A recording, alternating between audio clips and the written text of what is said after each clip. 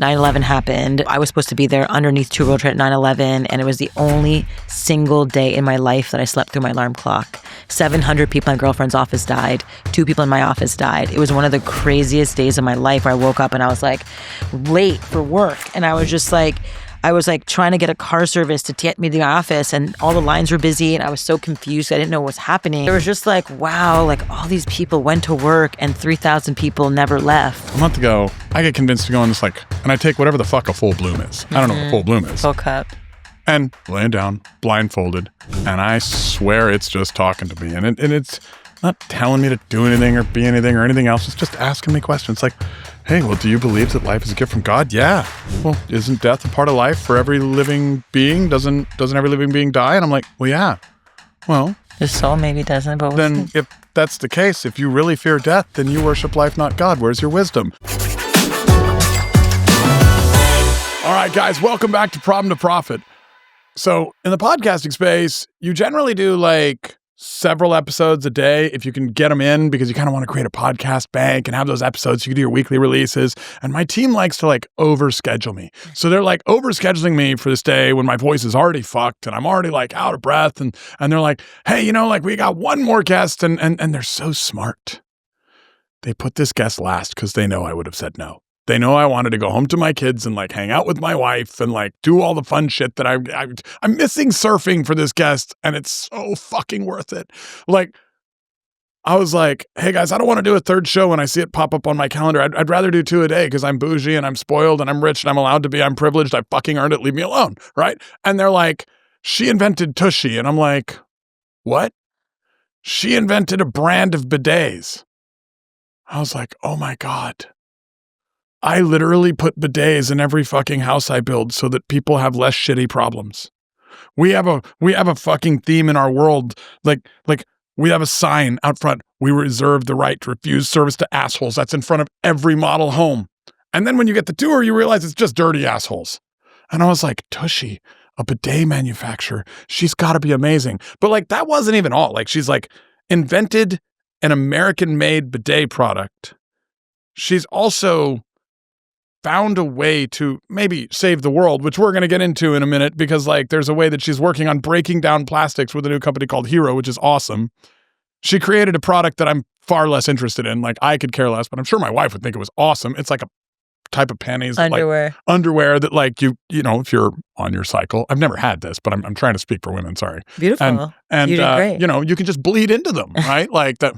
Did I say that? You did great. I'm doing good. You're crushing. Okay, am I advertising? Yeah, millions have been sold. It's changed the whole conversation for women. Yeah. But on top of that, she's a leader. She's a thought leader. She's a social entrepreneur. She's innovative. Like, even like when she walks into a room and like she walked in on the phone, I'm hearing her conversation. She's innovating something new. She's just like got this like natural creativity about her. It was so kind of like, all right, I'm going to stay late. I'm going to do this episode. If I got to pay for more time at the studio, fuck it, let's go. Like, I'm totally inspired to meet this gal. Miki Agrawal, welcome to Problems to Profit. I am so excited to have you on. Like, just so you know, like in my life, if I say I'm more interested in hanging out with you than surfing, like you're like top 5. Listen, I get it. I so get it. I also was just like, all right, I'm here to meet this guy. I could have gone home to my kid too, but I was like, I want to meet this guy too. Also great too. When crazy people meet, namaskar. You know, you live here in Austin? We have a house in New Braunfels. Like, cool. our businesses and all that are in El Paso. And okay. Cool. Now with the podcast taking off, I guess I'm everywhere. Like, you should come to my house at some point with the fam. We'll feed you a meal. That sounds so you said you're half Indian and half Japanese, right? Like, is that sushi the cooking curry. Theme too? Like, Sushi oh my God, like curry, that sushi. That fusion sounds amazing. Yeah, oh yeah, it's a thing. Oh my God. Can we like fuck the show? I know, we can make it happen. Let's go. Yeah, down. I'm so glad you came on. Same. So I don't know what Teresa told you about the show, because I know she's your friend, she's my friend, like she's kind of that mutual friend that helps me meet all the guests. But we are not PC. We want to like dive way deep into you and like just kind of figure out, how did you get to multi-best-selling author, launching companies and exiting companies, like creating socially conscious companies that like might just change the world and like save people for generations. Like, you just started there. You were born with all this shit, and everything has been perfect the whole time. No, right? No. Take us kind of from like it's fun to like see the story, like at the ending and judge it and be like, okay, well, you know what? She's this beautiful lady with a really cool style and she's done all this cool shit. And then like people watch it and they're like, fuck, I hate her. Like, so like take us to the kind of the beginning. Been through like, some shit. That's why I clean the shit because I've been through it. I love the bidet references. Yeah. So punny. I know. No, literally I actually also have a podcast. I'll bring you on at some point. It was a podcast test, but it's called Edge of My Seat. And the idea of it was like, you know, it's like going from the shittiest, darkest moment of your life to cleaning it up, kind of like a bidet metaphor, you know? So it's really, what did you do to clean up the shit? It's kind of, yeah. So I get it. I love it. Yeah, I mean, I grew up half Japanese, half Indian. And my mom came from Japan with like a very heavy "Hiro, I'm from Japan" accent, and my dad came from India, and very Indian accent. Came with $5 in his pocket, and really built the American dream for us. But I think what was so special was that both cultures came, both sides. My mom and dad came here, no family, so they had three of us, and our unit was like the single family household. And I think what was so powerful about growing up was we just got to debate all the time. And it was never one perspective that was right. There was a Japanese perspective. There was an Indian perspective. There was a French-Canadian perspective. There was the American perspective. So there was no like, this is the way it is. We got to really argue and learn how to argue constructively. And so I think as we became entrepreneurs, it was sort of like, oh, this doesn't feel like come on, wiping your ass with dry paper and killing 15 million trees per year and just smearing shit around and sitting on fecal matter. Is that really the best way? There's got to be a better way. Like bleeding everywhere into a thick pad or putting a white thing in your body that you then have to discard of and ends up in a landfill that takes hundreds of years to break down, like ridiculous. Babies going through millions of diapers, like 18 million diapers end up in landfills every year. I mean, like these things are like, there's got to be a better way. And so I think I just grew up with parents basically allowing us to like dream of better ways. I love that. And just the filter that comes through of like this culture, this culture, this culture, this culture. I mean, like all the different frames that you're able to kind of perspect on this from, like, it creates an openness where you can really ideate in a different way. Like, yeah, what an interesting cultural blend to kind of bring in the entrepreneurial spirit. I love that. So growing up, like when did the entrepreneurial bug hit? Like, I mean, I love the adventure of, okay, well, like we're first generation, we're coming here, I'm marrying somebody outside of my culture, which I think for both Japanese and certainly Indian is a huge no-no. 1974, there was like no interracial marriages, let alone any Japanese. My mom's parents disowned her when she married an Indian man. My dad had an arranged marriage set for him, which would have set up his family, but he chose to marry this woman for love. I mean, it was a lot of like crazy disruption that they were disruptors in and of them, themselves in the 70s. Yeah. To make it happen. I mean, I know better than most. Like, I mean, look, so my favorite food, like full disclosure, Indian food.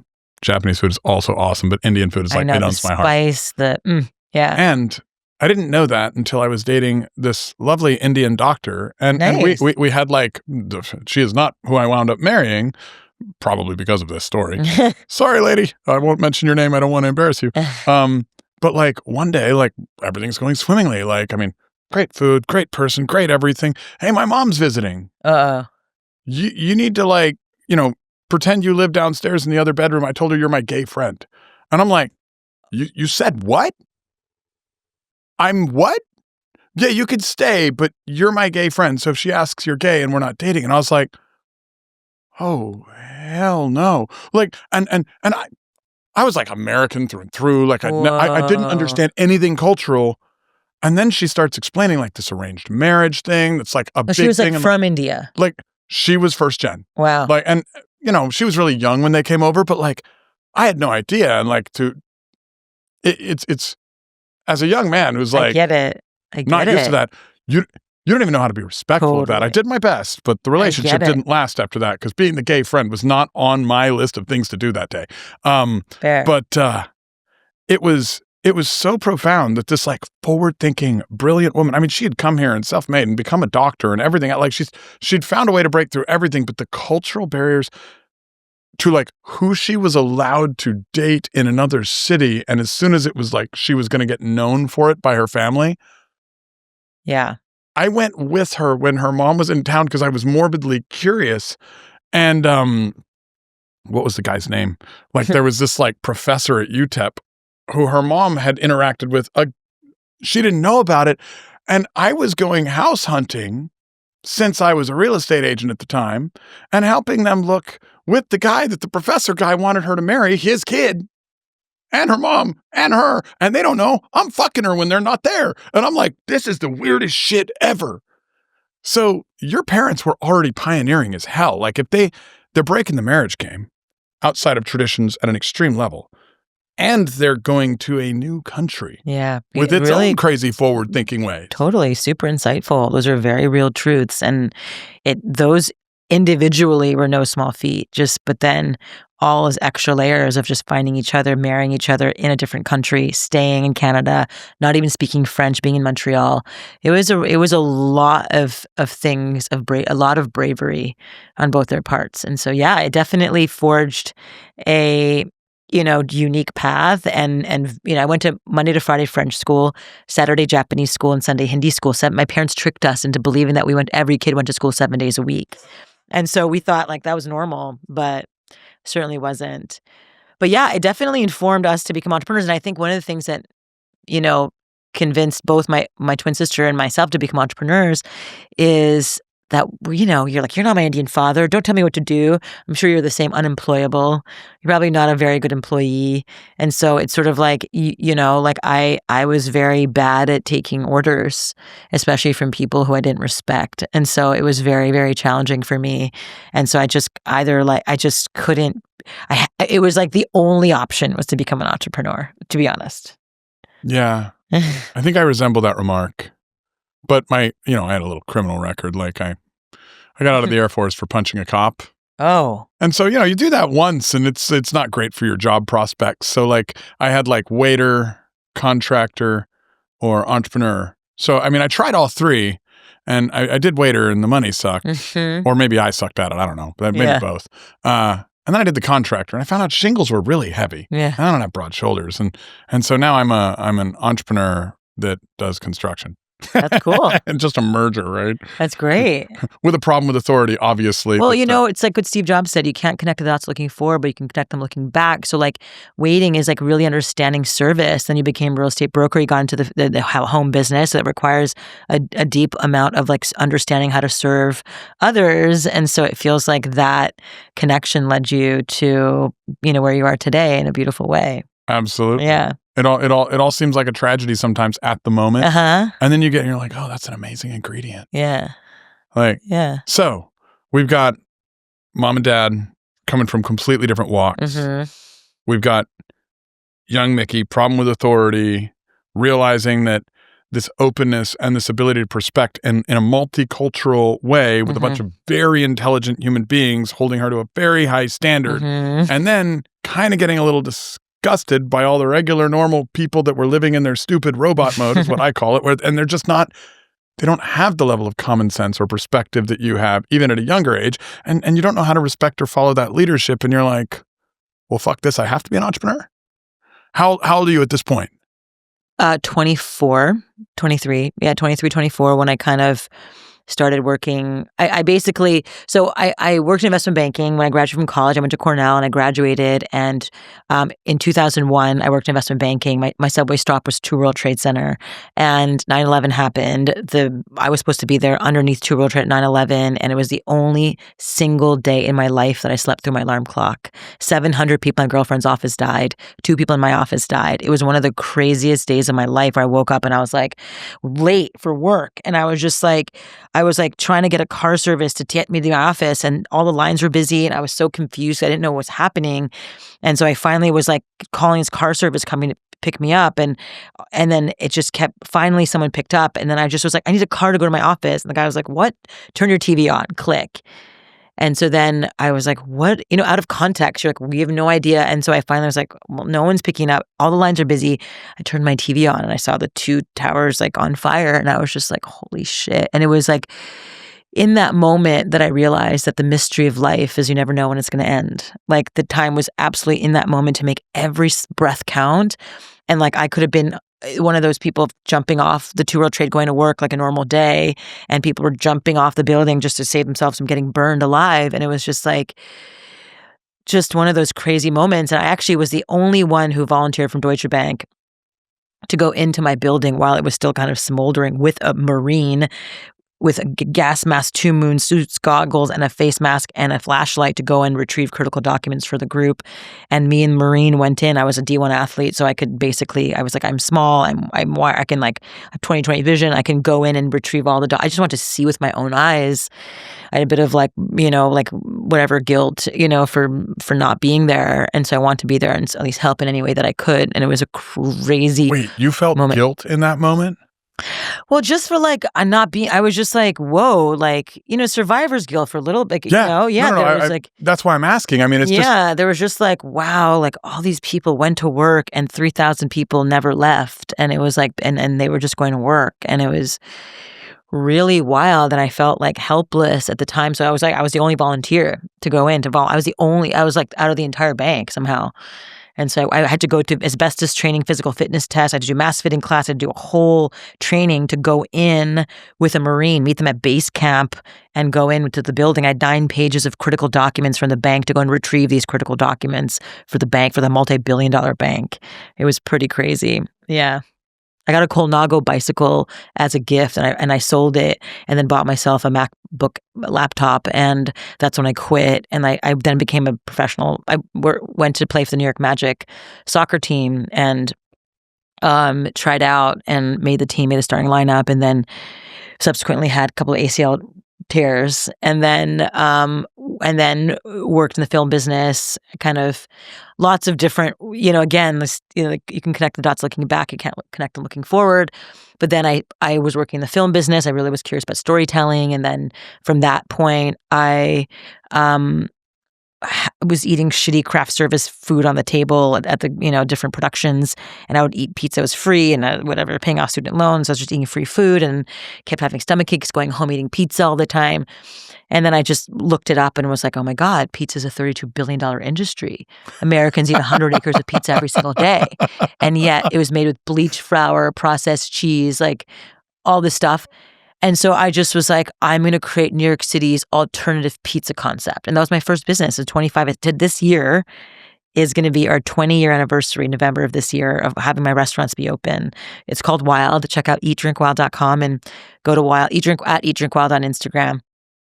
And it's eatdrinkwild.com. Yeah, or at eatdrinkwild on Instagram is better. You can see the food porn there. And we're the New York City's first gluten-free restaurant. We specialize in gluten-free pizza. We're the first 100% gluten-free restaurant pretty much in New York City. And then that was like the foray into entrepreneurship. And so I did that for 7 years. I learned about people, learned about service, stood outside my restaurants, handing out little bites of pizza, trying to A/B test lines and of what would people come and make people take a bite. And it was just like so much of my entrepreneurial learning happened just standing outside my restaurant, handing out free pizzas to people. And then after I started Thinx, which then... Hold on, I have a question, not to swerve you, because I'm loving your story. Like this is just such a delicious story. I mean, talk about the wow moments and the ups and downs. I don't know if I've had time to recover from some of the roller coaster moments. Like I'm still a little bit on the 9/11 thing, but like, wow, awesome. You had this like education at Cornell. You're literally, I mean, you're coming from an Asian family, and at least like the perspective on the Asian family, like most Asian families, like they're like, go be a doctor, go be a lawyer, like go be an engineer, like. But there's a very kind of rigid follow the path. You and your sister wind up in the entrepreneurship realm, even though you went through some of the standardized, like accepted paths of being highly trained to be an employee. And then almost as if, and I call it God. I don't know. Anybody else can call it whatever they want. But like God's like, you're not going to be an employee. You're going to sleep through your alarm clock, and I'm going to end this opportunity for you to work here this way. That's it. And then you tried to go play soccer. You're like, fine, I'll be an employee athlete. No, you won't. Here's your ACL hurting. And then you just have this like pizza's like, the industry's this big and it's shit. Yeah. I could do something better. And you've had a restaurant for 20 years now. Yeah. But you went to school to be an employee. You were taught to be an employee. You were engineered to think unlike an employee by your family and this mix of cultural like patterns and ways to look at things. But then it's almost like you went to school to follow this path and then you unschooled yourself with pizza. That's so awesome. So funny. It's like the sticky thing. I mean, it's great. I mean, I love pizza. It's so the like best. this is like a perfect journey. No, it's like gluten-free. It's like cauliflower crust, crunchy, thin crust with like the best sauces that's sweetened by carrots and onions, not sweetened by sugar, which pretty much every pizza shop puts tons of sugar to cut the acid of the sauce. We use fresh carrots and fresh onions to slow caramelize the sauce and sweeten it, and then put our tomatoes in there.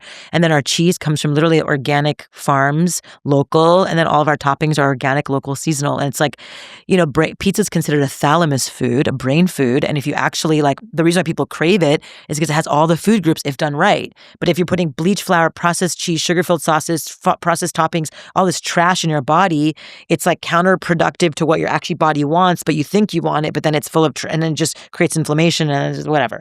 And so it's sort of like, can you create America's favorite pastime that people love so much, but make it the best possible version of it? And this is, by the way, in 2005 when people were like eating Subway sandwich. No one was thinking about gluten-free, farm-to-table, local, seasonal. That was like not a conversation. People were like, yuck, pizza that's gluten. I'm never going to eat that. Yeah, you're very early adopter to kind of the health food industry. Yes. And across all, I think one... like I would say a gift would be like seeing around the corner before it's a thing. And I think, for Thinx and for TUSHY and for now Hiro, like being able to see around the corner before has been like sort of like, tuning in. There's a gift and a curse in that, because like, and I think you're first, you can also fail, for sure. You seem to have the wisdom and the perspective to see around the corner, but not too far around the corner. Like there's probably things, I bet if we dove into it, that you're actually waiting on, because there's just times where it's not the right time there yet. You don't want to be necessarily always the first. 100%. You want to be on time, faster than everybody else. Yeah. But not necessarily first. Yeah, unless you make it cool, and I think like, I think like health foods, the thought of health foods was a thing in the 70s, 80s. It was still like 90s. It was still early, but it's like, how do you, like, this is where I built my thesis around how to change culture. I had a thesis that I started with my restaurants, and then it built with Thinx, and then with TUSHY, now with Hiro. It's like, how do you change culture? The first is, there's 3 prongs to changing culture. The first is having a truly best-in-class product. It can't be like, pretty good. It has to be like the best tasting pizza, an underwear that feels so sexy in your body that you feel so good wearing it, even when you're not on your period. A bidet that works so well, it takes 10 minutes to install. It's the most beautiful, seamless product that when you turn the spray, it feels like a most precise shower for your bottom. That's like the right amount of spray. That's not too like intense, but it's like, it's controlled. It doesn't matter what the pressure of the building is. It's like, that has the right amount of temperature and pressure control. And then like, a diaper that's truly the best in class diaper that's like the best for your baby, like, and that works perfectly, that prevents blowouts, that's like actually amazing. So each one of the things has to be truly best in class. So best in class product is prong 1. Prong 2 has to be artful across every touch point of your brand. So if you actually go to HiroDiapers.com, HIRO diapers.com, you'll see the artfulness of how we delivered a diaper. People are like, the diaper brands are so ugly, they're so disgusting, they're so like just thoughtlessly done. Whereas if you go to HiroDiapers.com, you'll see like, it looks like a flower petal. It looks like the most beautiful, artful like design that you're like, wait, this is a diaper company? When we started Thinx, like we made it so artful. They were like construction workers with hard hats would be like, yo, that's beautiful. Oh my God, talking about periods. I got to take a photo of it and show it to my girl. Like it was that cool that like every type of person thought it was beautiful. And same thing with TUSHY. TUSHY, if you go to our website, it's beautiful. It's not like some device appliance company that looks like just like whatever, just an appliance company. It looks like a beautiful I have a question art. on artful, because like I love this. Like I mean, I actually teach people the 5 foundations of culture, and I think there's some alignment here. Like, but on artful, like for a comparison, in case somebody hasn't seen your brands, I'm going to go research all your brands after this, but in case somebody hasn't seen your brands, I would, and correct me if I'm wrong here, for me, not a caring consumer that's like worried about anything. I'm very productive. I'm very masculine. I want my shit. I want to get the fuck out of the store. I'm done. Walmart's fine. My wife, if she can choose, will always pick Target because there's an artistic way that they've done their store. They have the they have the branding. Like, would you consider Target more artful, even though they do the same thing? Than Walmart? Yeah, for sure. Than Walmart, yeah. Of course. So like, just for a broad comparison. Absolutely, and let me get to the third so I can explain like why it's so important. So it's the first is best in class product. The second is artful across every touch point of the brand, and the third is accessible, relatable language, like you're texting your best friend. Like if we're often too heady, too technical, too clinical, too medical, too academic when we're presenting something new to the world that it's like over people's head. They're trying to be, when I'm talking about, when you hear like technical nerds talking about their products, you're like, I don't understand anything you said, I'm out. If it's too heady, too whatever, it's like, I'm out. So there's this tension between artfulness and like relatable, funny, like self-deprecating, silly language that we like when you text your friend, you're like funny, you make fun of yourself, you're not too cool, you're not too trying hard, you're just totally authentic, you're funny, you're just yourself. And so how do you text your best friend while being artful? There's a tension that creates. And so that tension is what creates that culture shift, makes people be like, oh my God, that's so artfully beautiful. And oh my God, they're like making me laugh. It just brings your guard down every time. It's like, this product is excellent. It just brought my guard down. It's so artful. I'm talking about periods, but it's so beautiful. It brings my guard down. Oh my God, you're talking to me like I feel like I can relate to you. You're bringing my guard down. All of a sudden, my heart is now open to be down to being changed. So, and you call that accessible... Relatable language. Accessible, relatable language. And so relatable is like you're texting your best friend. Like how do you, when you text your best friend, it's so authentic. And so it's like, and again, the word authenticity, like you can't fake it. It's like what's truly what your gut wants to say it with delight and say it with funny and say it like not so like, I wonder what the customer wants me to say. It's like, what do you want to say? Say it. And so like it's this three-pronged thesis that has worked across every industry that has changed the period products. Now every Target, every CVS has period-proof underwear, and not just Thinx, other competitors. There's like a whole, Victoria's Secret has period-proof underwear now. Fruit of the Loom has period-proof underwear now. Every major brand has period-proof underwear now, which is so cool. Bidet, Tushy, we were one of the first in the American market. Now there's like hundreds of competitors, because we made it cool and they're trying to copy us. We've had so many cease and desist. We've had whatever. Hiro, we're the most beautiful brand. We're now working in our voice. We're now like Elevate. We just launched after 4.5 years of developing this fungi that can break down the diaper plastics. We'll talk more about it. But really developing the best-in-class diaper first that like truly is the first unbleached diaper made with 80% less plastics. It's made with unbleached cotton, unbleached wood pulp. It's like the best, like healthy, truly pure diaper for your baby. It is truly best for the parent because it prevents blowouts. It has 12-hour leak production. It's like truly the best diaper for parents to feel good, like no diaper rash, which keeps mom's appetite, whatever.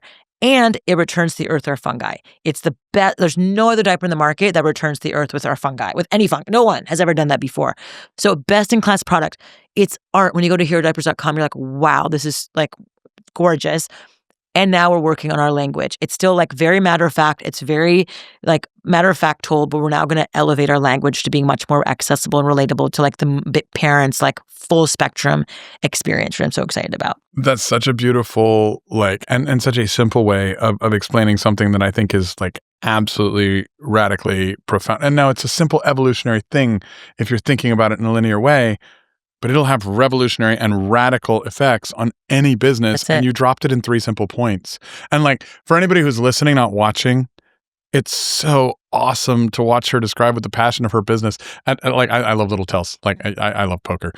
So, I go to Vegas and I tend to take too much money from people that are unsuspecting. But like the way she like she just took a bite out of a big, perfectly tasting pizza. Every time she describes any of her products, like you have this passion like for something, and it's like you're enjoying it while you're talking. It's so cool, so cool. I really appreciate your really like you have a really beautiful interpretation of it's what makes someone a good a people person is someone who can take the stuff and then translate it in a way that it's like, oh yeah, it's interesting. Like even the way you were just like, oh, like, you know, the parents from Japan, like how challenging that is, like to be able to interpret all the blah blah blah into like these coherent thoughts. So I just want to also commend you. Thank you.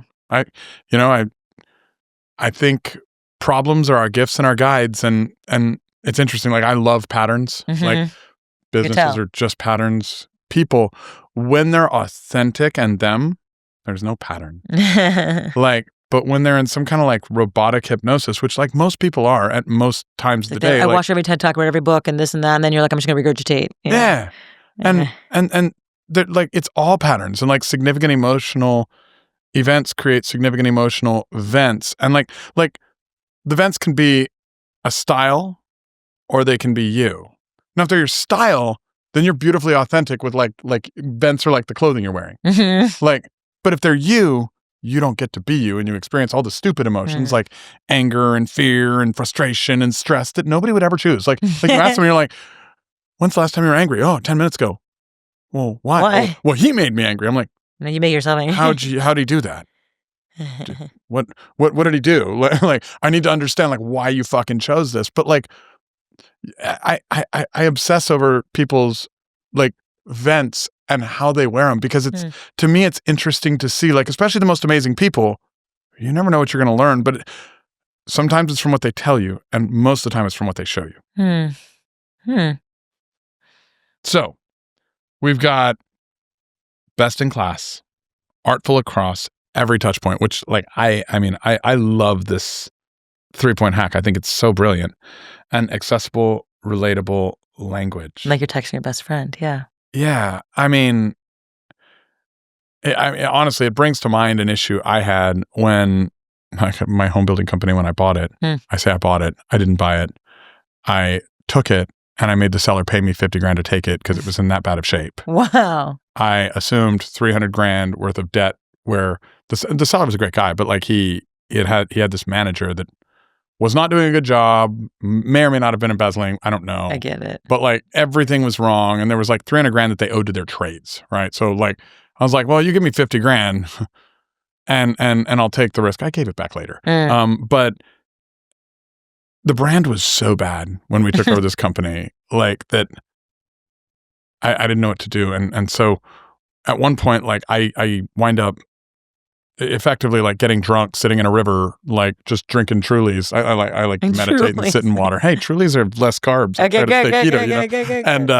And I'm like writing down like, how do I get people to come into my home? Because the realtors would walk past my home. They drag their clients past my home. I'm like, how do I get them to come into my home? Like, I just want them to come inside my house. Like, I want them to come see the house. Anybody that does buys the fucking house. And I was fucked. I'd started 70 houses. I was a millionaire and I was about to be a negative millionaire. I had 3 months worth of burn rate cash. I knew it was bankrupt. I was like, that could cause any number of other things. I'm like, what the fuck do I do? And so like all of these points, like our product was best in class. We'd redesigned everything. We'd put the best amenities. Like we had put love into the fucking product. Okay. Like when you're looking about artful across every touch point, like the design was there. The morals were there. The values were there.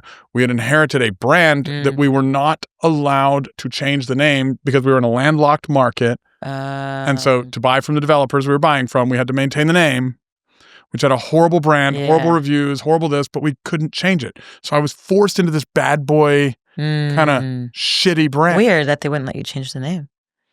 It was ill-advised. It would have disrupted a lot position where I could buy lots from all these developers and all that, right?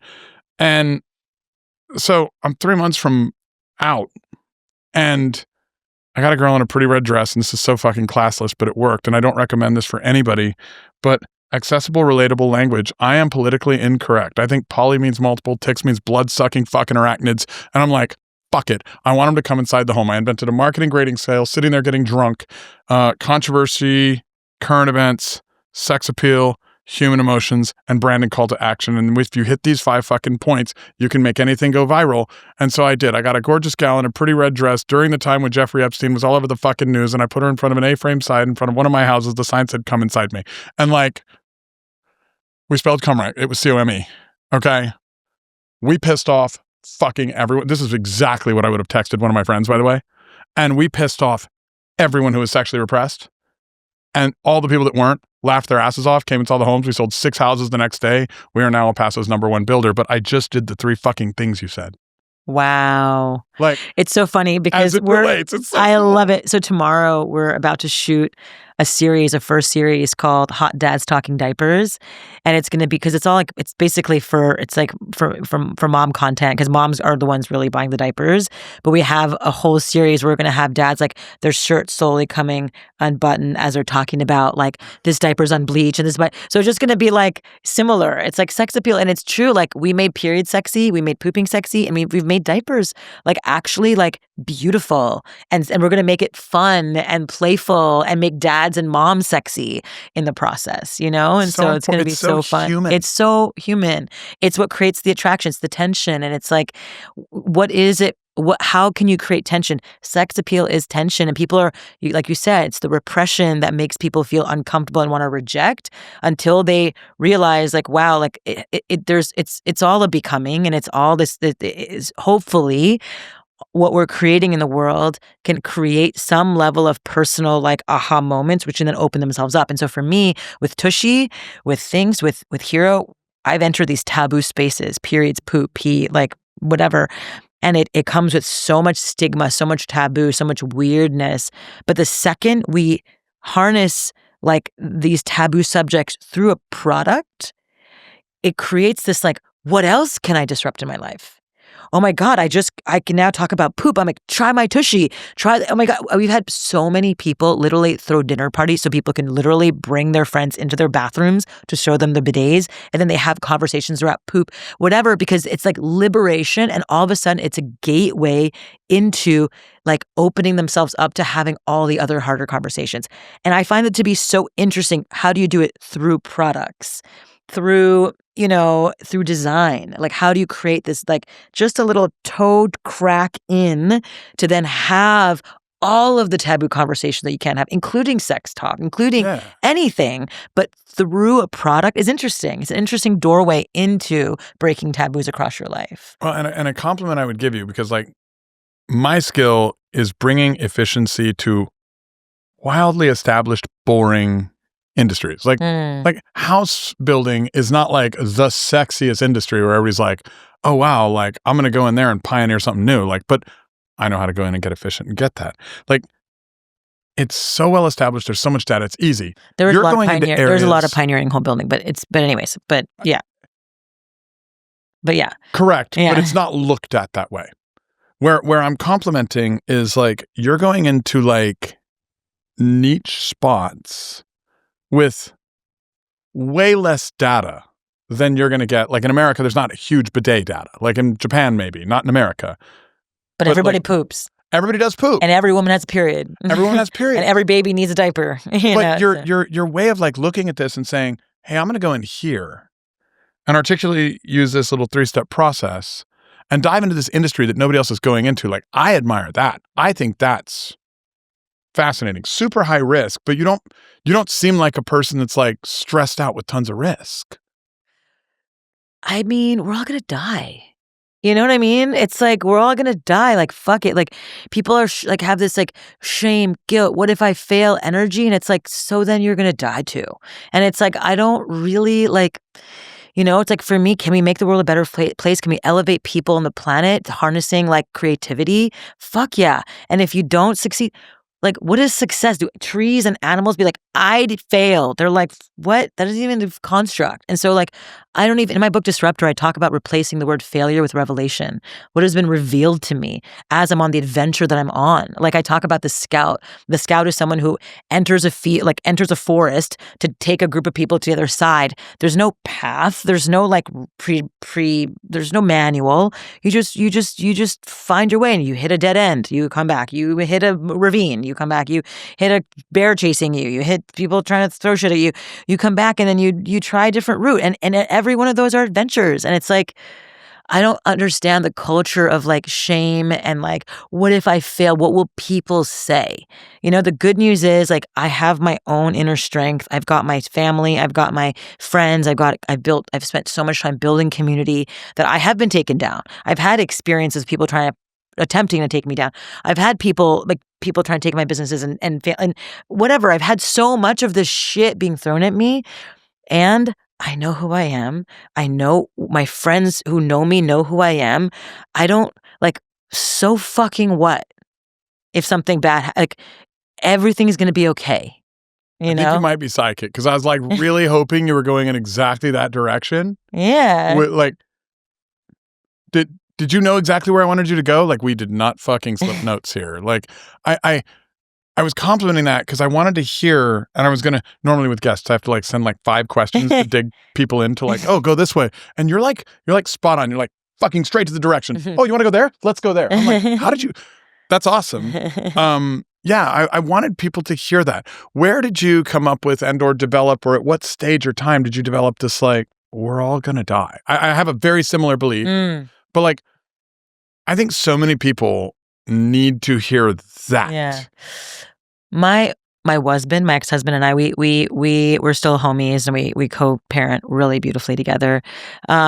He and I, with 30 friends, did this ceremony. It was a psilocybin and MDMA ceremony, like held by this ethnomusicologist that was a very well practiced a therapist as well, MDMA assisted therapist. That we did this session in a musical session where he led us on this like ethnomusicology like type of like spiritual experience through music, and it was like an 8-hour blindfolded like journey of just being. And like what actually came through was, holy shit, we're alive. And it's like, and then we've made this art project called Holy Shit, We're Alive, and you'll probably see stickers everywhere, and people are wearing these stickers, and there's like stickers on water bottles, and you'll start seeing this sticker everywhere, and hats, and people have hats and notebooks and stuff like that, and says Holy Shit, We're Alive. I have a notebook here actually, and it's just like, holy shit, like we get to be alive, like we get to wake up, we get to have this human experience. And you know, there's this like famous quote that says like, you know, this by this philosopher, and he says like, I want to skid to death's door sideways, not in a well-preserved body, thoroughly used up, loudly proclaiming, wow, what a life. You know, and it's like, I don't want to just live in this safe, like I wasn't shamed, and I didn't get hurt, and I didn't get bloody, and I didn't get all fucked up. Like I want to skid, I just want to be thoroughly used up, and just like, I want to feel like I have experienced the depths of betrayal. I know what that feels like, and I can taste it now. I have dealt with like the depths of sadness and what it feels like to be misunderstood. Like I know what that feels like to the bones, and I like to the level of like being pregnant and on the ground naked, screaming in sadness of feeling misunderstood. I know what that feels like in this one short and precious life. I got to feel that. You know, there was this like moment where I was like in my bed having like a bunch of people and crazy stuff being said about me while I was pregnant, in my bed naked, and I was just sitting there like crying, being like, why is this happening? Like, what the fuck? And then I had this like out of body experience where I became this like being observing myself, like crying in my pillow in like sadness and just like in just despair. And then I just had this realization like, oh my God, like I get to feel these feelings in this one short and precious life. I get to expand my emotional capacity and feel truly everything. Fucking how lucky am I? And then I started crying, laughing in my pillow like a psycho. And it was like this liberating moment. And so like now, even going through my divorce, like going through like challenging experiences in my life, like nothing. It's just like I get to. It's not like I fuck. It's like I get to. And it's a beautiful feeling. And I know on the other side of it is we're gonna all die, and we're gonna be okay. You know? Yeah. You know, it's super awesome and also super weird. And like right before you told the psilocybin story, you've mentioned death a few times, like in the episode. And like, I've had a really interesting relationship with death. And I was like, should I bring that story up? And I was like, no, it involves plant medicine. Probably shouldn't say it on the podcast. Then you go right into the psilocybin story. And I'm like, she is fucking psychic. I think I just said psychic. Super weird, crazy synchronicity. Like, I lost my dad in 2019, right? My son is the same age relative to me that I was to my dad. Wow. So, I mean, sent me on like health journey, did a lot of good things, but also like framed me around, thinking about death too much. And like, and it was a whole fucking story, like delegated all the daddy energy to Tony Robbins, like joined his fucking Lions group, then started my own mastermind. Tony got triggered. They sued us. That worked against him and made us really popular, and everybody joined our mastermind. And like, I mean, then it all ended like literally I got the fucking David and Goliath story, only I didn't have to kill my giant. It was like fucking weird. But no bullshit. 1 month ago, like I've not thought about death since that time, like dozens of times a day. A month ago, I get convinced to go on this like ayahuasca ceremony, and I take whatever the fuck a full bloom is. I don't know what a full bloom is. Full cup. Yeah, I don't know. And laying down, blindfolded, and I swear it's just talking to me. And it's not telling me to do anything or be anything or anything else. It's just asking me questions like, hey, well, do you believe that life is a gift from God? Yeah. Well, isn't death a part of life for every living being? Doesn't every living being die? And I'm like, well, yeah. Well, the soul maybe doesn't, but we'll then, see. Like if that's the case, if you really fear death, then you worship life, not God. Where's your wisdom? And it's sitting there saying shit like that to me. And I'm like, no bullshit. No fear of death since that time. That's 1 month ago. Like I refused to live in fear of death before that. So it was always a fight. And then a month ago, like I just like if it's my time, it's my time. I don't give a fuck. And now I'm just having fun. Like now it's from a state of play, not from a state of fear. But since 2019, it was fear. And like a month ago, bunch of ayahuasca and like that journey. And, normally I would not say, hey, let's go on a podcast and talk about plant medicine and what's probably like drugs that I'm sure the government would not approve of us doing that is like life-changing. But then you brought up psilocybin and I'm like, dude, so much alignment. You are so cool. Yes. Yeah, I did. I went to the Amazon rainforest, entering to New Year's 2024. And so for New Year's Eve, and went into the 88 million acres of sacred headwaters of the Amazon rainforest with Lynn Twist from Pachamama Alliance. And we flew over these 88 million acres, and these little prop planes, 6-person planes. We got dropped off in the middle of the forest, and these little prop planes left, and we were there for 12 days. And no roads, no cars, no nothing. And you're in the middle of 88 million acres. We met with the tribe, the Amazon tribe, the Achuar people and the Sapra Nation people. And they've never been to the modern world ever. They literally like cut the wood in the canoes, and that's how they float down the rivers. And the grandmothers there make the ayahuasca. And we got to do a sacred ceremony entering New Year's with truly the grandmothers of the Amazon rainforest making and serving, while the spiritual teachers and the indigenous leaders led us into the ceremony, and it was the most sacred experience. And that sounds profound and magical. And what came through was similar, just words over and over and over and over again. And for me, the words that came through over and over again was, move slowly and you get to meet the moment. Move slowly and you get to meet the moment. Because when you move so quickly, you miss the moments. I've had it sounds like we've all had like multiple lifetimes in this one life. And we oftentimes like forget to meet the moment. And, it's interesting. I went into a dark cave. I did the darkness retreat for 5 nights where I sat in a dark cave underground, like black, pitch black, where you can't see anything in the cave for 5 nights, pitch black, like truly underground. And your eyes are open and it's pure blackness. And in that moment, it was just like, wow, like we have so many experiences in this life. And they just happen so quickly. And when you're in this pitch black cave alone with nothing to do for 5 nights, it feels like 5 years, by the way, so much just happens where you're just like, wow, like one of my ACL surgeries, it was so traumatic. And I didn't even process it because I was onto healing and onto my big company and then the next thing. And then I had a C-section and I almost died giving birth. And then I had to go on to feeding my baby and then becoming a mom and then writing my books and starting my companies.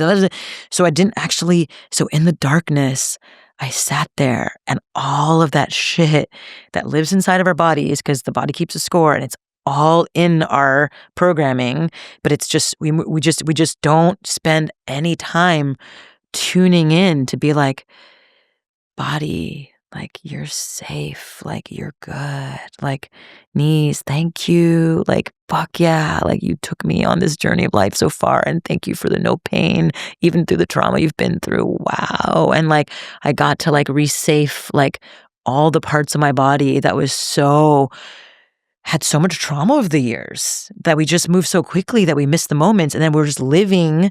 And that's where cancer comes. And that's where all the shit comes up, is when we're not actually tuning into the emotional body of all the shit that we've been through.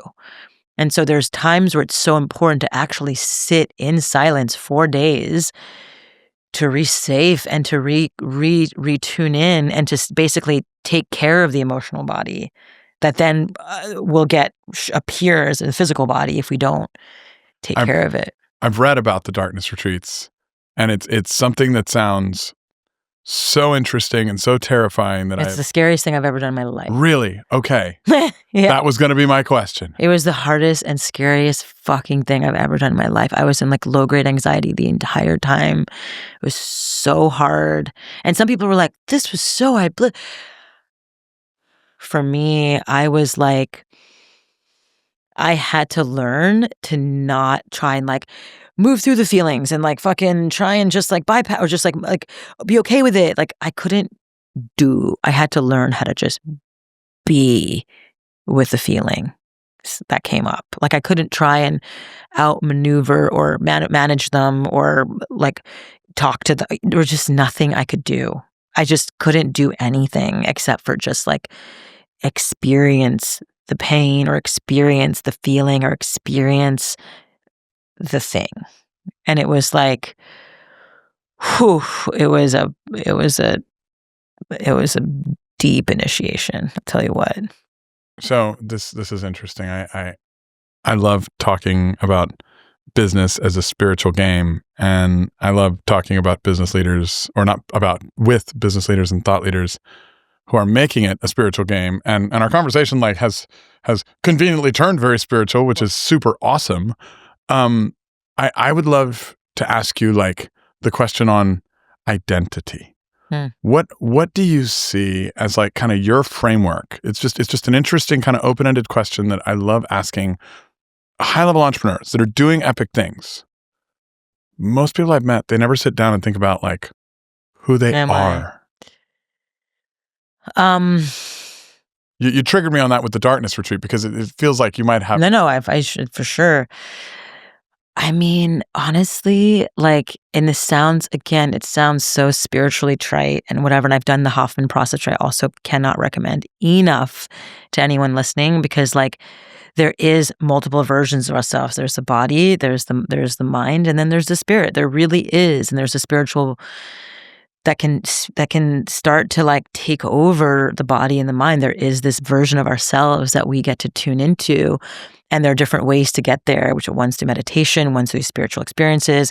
I do feel like drugs are a bit of a bypassing way because it's better to actually practice it and tune in and do in the the day in, day out practice and the moment to moment practice of learning how to tune in, instead of like the getting there as fast as possible through. It's almost like, you know, my partner and I were talking about, like, it's like taking a flower that's not bloomed yet and prying it open versus like allowing the flower to open and giving it space and time. And that requires the daily sober practice from my perspective. So what is identity? For me, I think it's like when we really, really tune into like the root of everything, it's love. Actually, you know, and I, when I started Hiro, one of the things I'm most excited about this project is we are truly braiding with nature. Like we are tuning with the mycelial network. We are built, and our bodies have a microbiome. We have a mushroom biome inside of us. Besides the microbiome, there is a mycobiome inside of us.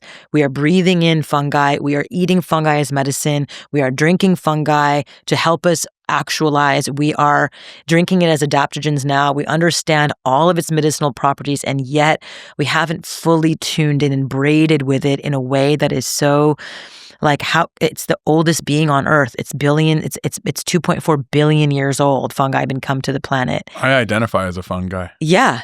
You're a fungi. It's truly, yeah.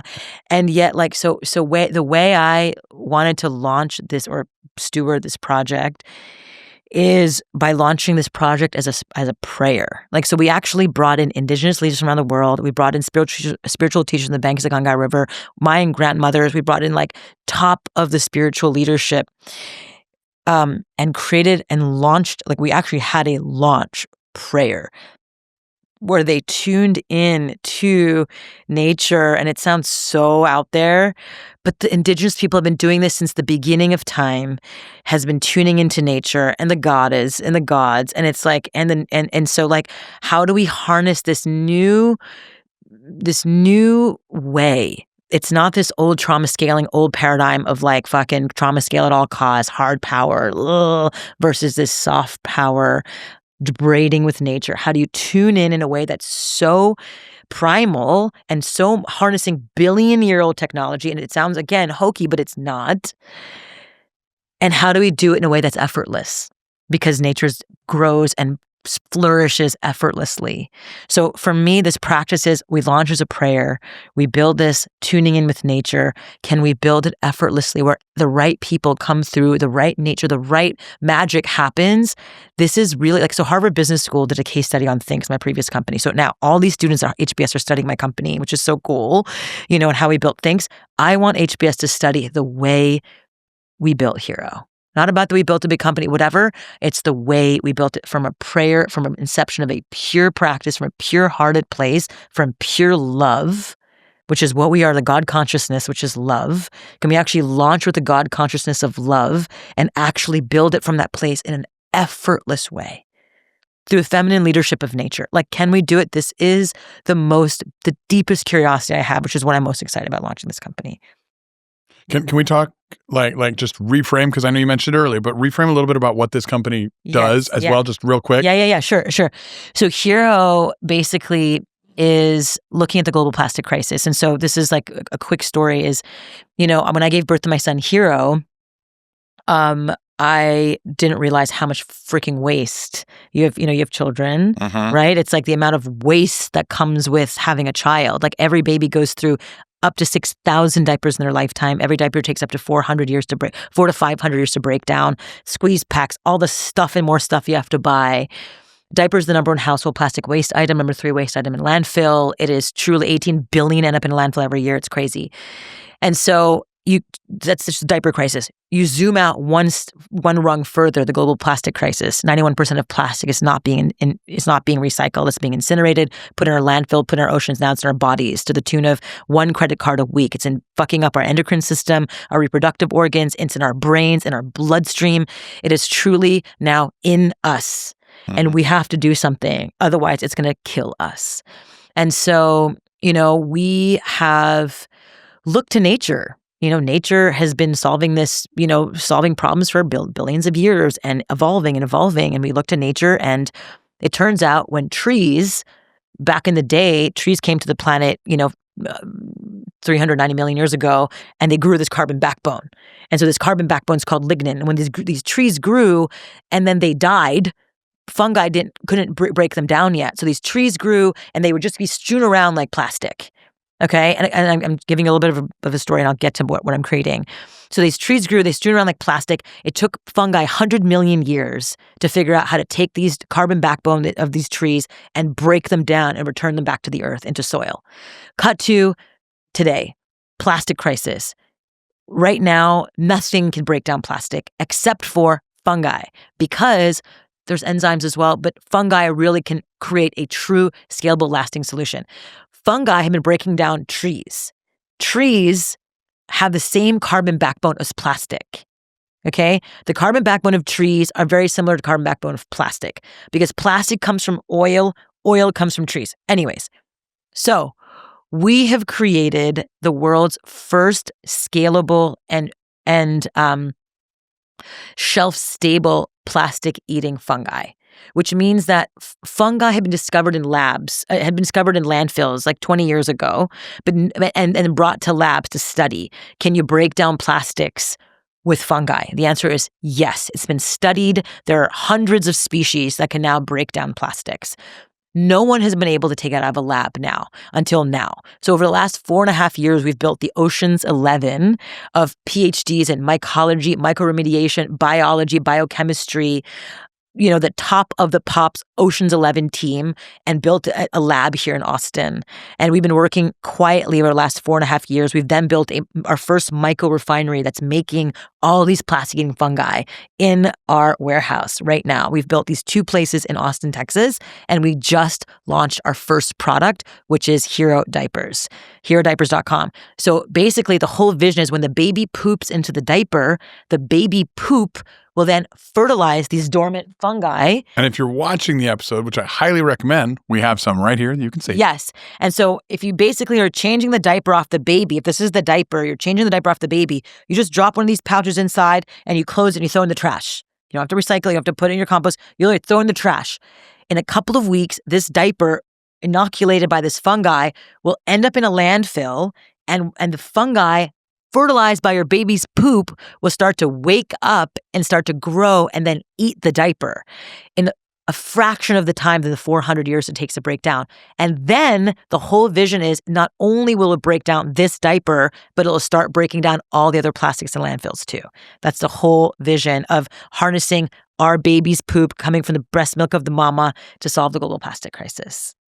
And then we'll, of course, start with diapers, but we'll do all kinds of other plastic products thereafter. My least favorite thing about diapers is baby shit. Yeah. Because it just smells exactly like normal shit. Yeah. And I don't generally like shit in general. And you found a way to maybe make shit save the world. Yes. Baby poop save the world. Our tagline's baby save the world. I love that. I love that. So like for those that can't use your TUSHY bidet because they're just not old enough or mature enough. Yes. You've got a way to make their shit save the world, young or old. That's right. Yeah. So TUSHY, TUSHY really, just so people know, it's the bidet that you attach to your existing toilet, turns any toilet into a bidet in less than 10 minutes. And literally it goes from you wiping shit around and sitting on fecal matter all day to then all of a sudden having clean butt. And so this is kind of like the next level. It's like it starts with the diaper and then the baby can graduate to using a TUSHY, which my baby, starting at age 3, is obsessed with TUSHY. He calls it TUSHY time, and he bends over, and then we wash his butt, and now he's a clean butt, so I don't have to even wipe his butt anymore. It's so amazing.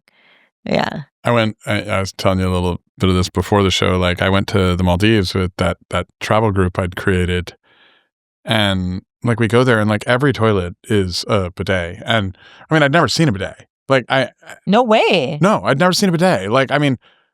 I don't know if that's true. I saw one in a home that was built in Hawaii when I visited one time, but I didn't use it. It was a brand new home. There was no toilet paper there. I walked in, the thing opens, lifts the lid to meet me. I was like, well, that's fucking awesome. If there was toilet paper, I would have introduced myself and taken a shit just to get to know this guy, right? Because it was cool when it lifted and met me. But I'd never used one, never seen one. My hotel has one. And it was an epiphany moment, coming from at that point in time, the COVID world where we are America, we make monster trucks and fucking jet airplanes for fun, yet we still have to wipe our ass archaically with toilet paper, but somewhere in the middle of the fucking ocean, hundreds of miles south of India, where people are struggling to get, shit like food, and the bidet wipes your ass for you with a gentle stream of water, or not so gentle, depending on the bidet, and it was like a miracle. I immediately started buying bidets. I put them in every fucking house I build because I don't want people to deal with their shit. I want the toilet to deal with their shit. It's so obvious. When you actually use it, once you go bidet, you can't go back. Our 2.6 million customers, literally we're there's life before TUSHY and life after TUSHY. It takes 10 minutes to install and your life is changed forever. It is so hard to find products that you can say that about. Like there's life before and life after. It is. We look for hotels with bidets. We telling cannot, you. And I don't like it could be a 5-star hotel, and if it doesn't have a bidet, it might as well be a hovel. Right. Like it might as well be a disgusting piece of shit hotel because it doesn't have a bidet. I have to literally wipe my ass like a savage. Like it makes no sense. Yeah. No, I would go to fucking Motel 6 with a bidet before a Four Seasons. 100%. Like, and I have and not we have a travel. found... By the way, we have a travel tushy that you can take with you. I wish I had brought one with me, but I'll send you one. We have one where I take with me to all my hotel rooms. And you just fill it up with water and you just spray your butt. Really? Yeah, it's a travel tushy. So now anywhere I go, it's in my car, but I have a travel tushy. Yeah, no, well, I'll order one for sure. Like travel's actually gotten more difficult. Like we went to Egypt and like literally my mother-in-law's dream trip, and we spent like 2 weeks in Egypt. Spent way too much fucking money. I love Egypt. Like, and it was awesome. And some of the places did have the little like dialed bidets. Right. No one had the electronic bidets. They have the bum gun ones, which are kind of weird too. Yeah, those are strange. I'm not a fan. Either. But I have the Tushy Travel. I'll send you one. It's just a squeeze bottle, but it's dope. I mean, it changes your life. It changes your life. You can't travel without being annoyed that the hotels. My wife and I's biggest complaint on travel is like, do we really leave the bidet? Yeah. Like no, it's literally like one of our favorite customer lines. We have so many. They're like, I went on a trip, didn't miss my wife, missed my tushy. I don't know if you should post that review. No. If your wife reads it, you will be in trouble. It was just funny. It was just funny. I love it. I fucking love it. Oh, it's so good. Oh my gosh. This is so much fun. So much kismet. I love it. Yeah. Like this show did not disappoint. Like this show, like I before I heard like she's the tushy lady, she like invented a bidet, and I was like, okay, I'll stay late. Like, let's do that. And like I was like, I have no idea what I'm going to get. And like you walk in and you're a blast, and like we're going into like plant medicine stories. We're talking business. We're talking about ways to change the world. Like I mean, talk about problems to profit in so many epic ways. I mean, Miki, where can people get like a daily dose of you? Where can people find a little bit of you on a daily? For me, it's like from problems to outsized impact and outsized returns. Like, can you do both? I believe the answer is yes. Like, that's what it's about. Like, outsized impact and outsized returns. Like, to me, they go hand in hand. You can't go for me, from my perspective, like when people are just going for the profit without the purpose, it ends up like, it becomes a slog. But when you're like so like fucking jazzed by like the impact that you're creating and the profits just come. Like, there's a stat, like I sat on the board of Conscious Capitalism with John Mackey, the founder of Whole Foods. He's my son's godfather. He's like one of my besties. And he, he wrote the book Conscious Capitalism. I sat on the board for the last 4.5 years. And they talk about conscious businesses outperforming pure shareholder-led businesses by a factor of 10.5 to 1 over a 15-year period. So a conscious business that basically supports stakeholders versus just the shareholders outperforms 10 to 1 than a pure shareholder-led business. So if and a stakeholder model is not just the shareholder, they're an important shareholders, customers, employees, suppliers, and the planet. If every single stakeholder wins, the company performs 10 times better than just a pure shareholder-led company. That's number one. Obvious when to build a conscious business. The second piece is the soft power framework that I've created over the last couple of years, which is this framework around attuning from yourself to each other, to company, to community, and to the world. This deep attunement to self all the way to nature. If you can attune, that's an additional 10x. I think you can 100x your impact and your profit if you build a conscious business through the lens of soft power. I'm going to drop the mic from there. Oh, no, well, that's perfect. Okay. Mic drop. Yeah. And the problems to profit, yes, there's profitability, but right now you're the prophet that's preaching to all of us. Thank you so much for being on the show today. Thank you. This is such an honor to have you. And I'm so excited to connect you and Viviana to like hopefully start replacing those Totos with Tushys. Obviously. Brooklyn-based. Hell yeah. Yeah. Go to hellotushy.com. Do not go to tushy.com. It's a very graphic anal porn site. Go to hellotushy.com. hello, TUSHY.com. It is our investors. We're like, no, like it, please don't. Oh, man. That cookie will follow you. Hello, TUSHY.com. And then HiroDiapers.com, HIRO diapers.com. If you follow our Instagram and message us and you have a baby, we will send you a 40% off code to be one of the first, to use our Hiro diapers. So go to Hiro Diapers on Instagram and send us a DM and we will send you a code. And then can we plug your books yes. as well? Like yes, can we mention please. those? Yes, so, check out Disrupt Her. And it's a manifesto that can literally disrupt every area of your life, from money to relationships to friendships to career. Like, it literally looks at all the major areas in your life and disrupts them one by one to give you the most agency and empowerment you possibly can have. And then Do Cool Shit, which is the tagline, is quit your day job, start your own business, and live happily ever after. And it's for entrepreneurs. Yeah. I love it so much. We're so aligned. Like I always say, you can't have a breakthrough without something fucking breaking. Yeah. Disrupt her. Some shit's going to break, but what's on the other side is way better. Yeah, babe. That's it. Yeah. And then Miki Agrawal on Instagram. If you want to follow me, that's where I post most of my stuff, is on Instagram. I will be following you immediately right after this show. Same. Likewise. Yeah. All right, family. If your mind's not blown, just so you know, you're already dead. Dig a hole, lay down. It's over. If your mind is blown, like the rest of us, we will have you back if you'll come back and put you on our show for a second episode, because there is not enough time in an hour and a half to get all of the Miki Agrawal that we want. Thank you, guys. Have an amazing day on purpose. Follow Miki. Thank you. Buy her books. And for God's sakes, like Tushy and diapers that save the fucking world. Hiro. Guys, have an amazing day on purpose.